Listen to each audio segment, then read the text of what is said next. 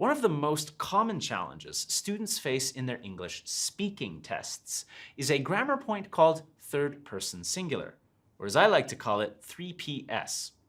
This is actually one of the first grammar points that students learn, but it is one of the last verb inflections that students use correctly when they are communicating.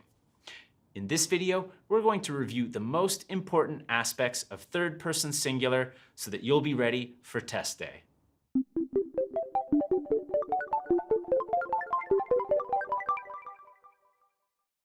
The third person singular is the verb form used by the third person pronouns he, she, and it. For example, he lives in Chicago. Now before we get into it, don't forget to subscribe to this channel for more English videos. Let's quickly review some irregular formations of the third person singular. To be. He is cool. She is nice. It is warm today. Winter is coming. To have. He has talent. She has tenacity. My kitty has cute whiskers.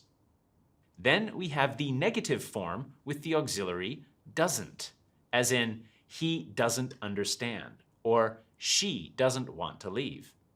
Now let's review the different spellings of the third person singular.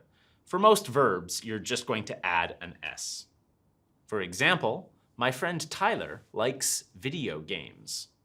My friend Caitlin loves dogs. It feels like I'm falling in love. If the infinitive ends in S, SS, SH, CH, X, and O, an ES is added. He watches too much TV. She catches right-handed. He passes the ball. She washes the car. He does his homework. She goes to work. And if it is a verb that ends with a Y, we add IES. He studies chemistry. She carries a lot of tension in her shoulders. I don't care who he marries. Please note that to play is an exception where you only add an S instead of IES, as in he plays basketball. Now remember, I know you know this, but the last time you spoke, did you use this correctly?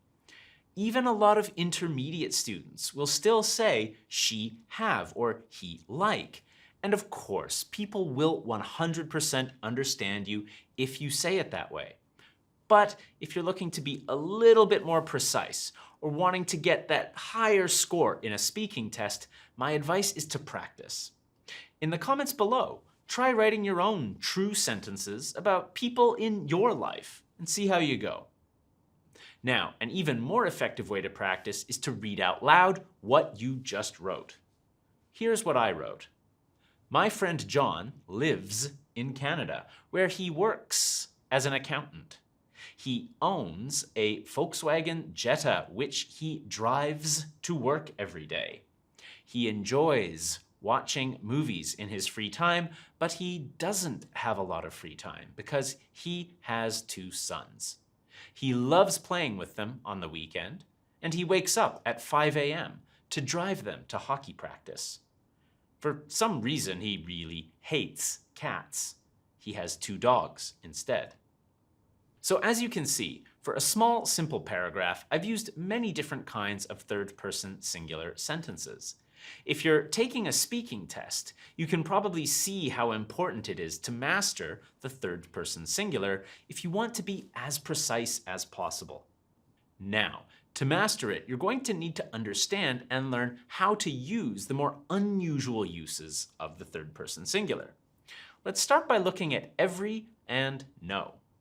We use the third-person singular with subjects like everybody or nobody.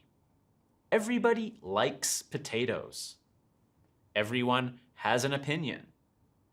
Everything is changing.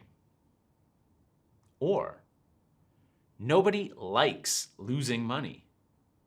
No one cares. Nothing breaks like a heart. Another situation where the third person singular is used is with each of. For example, each of you owes me $1. Each of them is responsible for their own actions. And you can use questions with anyone or anybody. Does anyone know who let the dogs out? Hello, is there anybody in there? There are plenty of ways you could use this in real life. Try writing about life in your country in the comments section below and see if you can use the third person singular. For example, I might write something like this. Everybody in Canada watches hockey. Nobody in Vancouver knows how to drive when it snows. Another way to use the third person singular is with phrases that begin with one of. For example, one of my friends likes playing chess. One of my relatives is coming to visit. One of my favorite movies is Gattaca. One of the scariest movies I've ever seen is Pet Sematary. The original one, of course. A good way to practice these is by writing about some of your favorite movies or about your friends and family.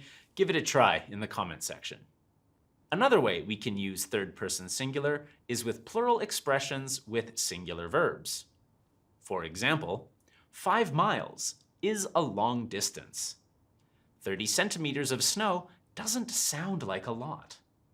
And finally, we use it in phrases with more than one. For example, more than one person is going to have to help me.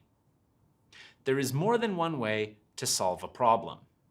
Remember, if you want to get a higher score on your speaking test, or you just want to make your English a little bit more accurate, you have to decrease the number of small mistakes you make. Third person singular is one of those grammar points that a lot of people know and understand, but don't always use properly when they speak. So be sure to not just practice writing it, but be sure to practice saying it out loud. Let the muscles in your mouth learn the sounds. That's it for this video. Thanks for watching. If you have high-stakes English tests coming up, I recommend checking out www.e2testprep.com for the best test preparation resources. Good luck.